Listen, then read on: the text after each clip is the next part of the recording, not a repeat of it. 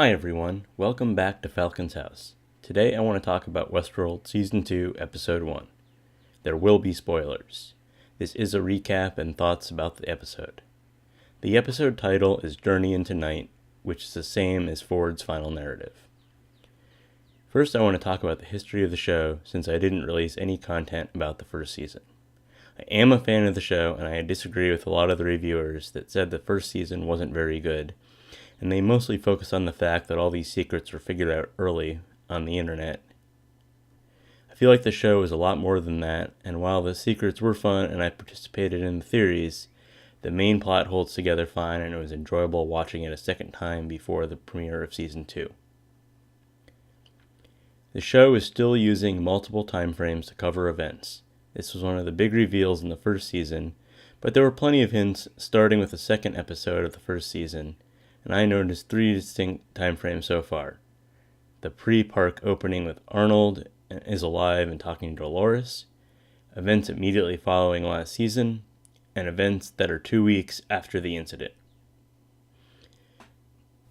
As the show opens, the Delos rescue team finds Bernard, and we find out that it has been 2 weeks since the incident. Delos is killing off all the hosts that they find, which is more or less what Ford said would happen. That people will be afraid of the hosts, and they don't want to be that way, so they're going to kill them off so that they can maintain superiority. Bernard has a really fast flashback sequence where we see him shooting a gun and finding Abernathy. We then find out that they can take out the host brains and interface them with them directly. I feel like this ability is going to be important since they made such a big deal about it. The host was killed by Dolores, who seems to be hunting guests. Her personality seems to be some mix of her supposedly free will, her rancher's daughter's persona, and Wyatt. She hangs some Delos employees, and Teddy seems that he doesn't support her decisions to kill everyone. Bernard, right after the incident, is in a barn with Hale and some of the other Delos board members. One of them gets killed outside the barn, and then a stable boy comes in and they kill it, not wanting to take a risk by letting him live, even though he wants to help them and doesn't seem to be a threat. Bernard tries to defend them, but they push him down and he re-injures his head from the bullet from when he shot himself in the previous season. This is one of the major plot points that the show is trying to make. People treating hosts as things, part of a game, and not something real or conscious as something that they need to treat with respect. The fear of the unknown is what is different. Something that is potentially smarter and stronger than them and doesn't age. In a way, Ford has created a human replacement for Bernard, and he has some of Arnold's memories and behaviors. They then try to leave and find a safe area back into the tunnels so they can get out of the park. They come across a vehicle with some Delos employees, and most of the group rushes over trying to get rescued, except for Bernard and Hale, and all the other employees are killed in an ambush. After the ambush, Hale says that there is another entrance to a hidden facility. When they get there, they have to go through a DNA-encoded door, and Bernard hesitates before putting his hand on there because he is afraid that she will find out that he is a host. Inside, we find out that there are some unregistered drone hosts, which are basically unfinished hosts that Delos has been using.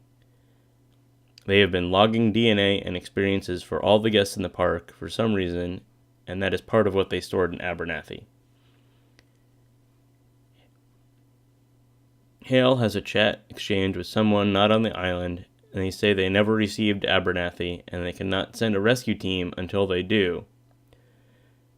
Bernard says that he has a way of locating Abernathy, and while he is doing that, he starts to get a critical failure of himself because of his cortical shield damage that he sustained, and he is leaking brain fluid.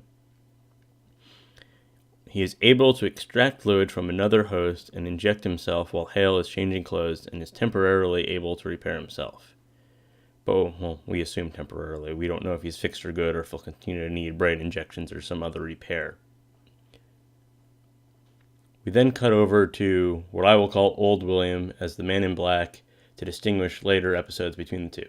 The Man in Black was hiding under another dead body until the area cleared out, and he starts moving through the park. He finds his horse, and then a Delos board member comes up and starts blaming him for everything that is happening with everything because he was the one who wanted to keep the park and all that. And then that man is killed by some hosts that ambush them, but the Man in Black is able to hide behind a well and then is able to kill one of them and then kill the other one and free himself. He then goes into a cabin, and it seems like it's a cabin that he owns because there is a gun, a knife, and a new hat for him, and he is able to bandage his arm that got grazed by the bullet in the first season finale. Once he sets off again, he runs into young Robert, who tells him that this game is for him and that he got what he wanted with real stakes. The Man in Black then kills young Robert, saying he doesn't need him anymore. I think that he is not actually happy with how everything is turning out. While he wanted real stakes, he wanted it on his terms and not for a bunch of other people to die in the process. We then cut over to Maeve, and Maeve comes back inside the mesa after deciding that she wants to find her daughter. She stumbles upon Sizemore as he is being attacked by his version of Wyatt, who is a cannibal. She shows that hosts only respond to her commands now and is able to stop him. Sizemore is able to convince her to let him help her find her daughter in the park. But when a rescue team shows up, he tries to give her over to them and so that they will kill her and he can escape. But the hosts are able to kill all the defenders of the people, and when the sheriff shows up, she then threatens to kill Sizemore if he tries to turn on her again. And then they reach the control room that was supposed to be sealed, but everyone's dead and the door's cracked. So we don't really know how much time has passed between seasons or these events.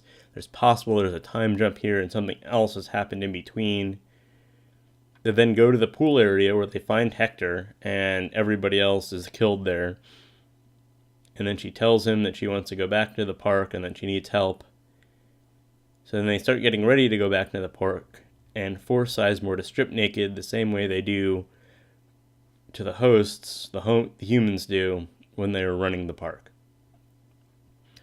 The episode ends with the group 2 weeks in the future looking for the hosts and seeing them all congregated together on a screen, and they show up and they find all the hosts are drowned in a lake or sea that is not supposed to be there, and Bernard says that he did this. And I think there's a cut to Teddy drowned in the pool. I think that this season is going to have a lot happen, and probably you'll have a lot of Easter eggs to find, but maybe not the huge reveals that Season 1 had. I think Ford still has a host version of himself somewhere, and there are probably other park employees that are like Bernard and are actually secretly hosts. And they may also have a way of swapping the CPU brains of the hosts and switch who is who, and so maybe put Bernard's brain in a different body or something like that. That's it for this episode. We'll do another one after the next one.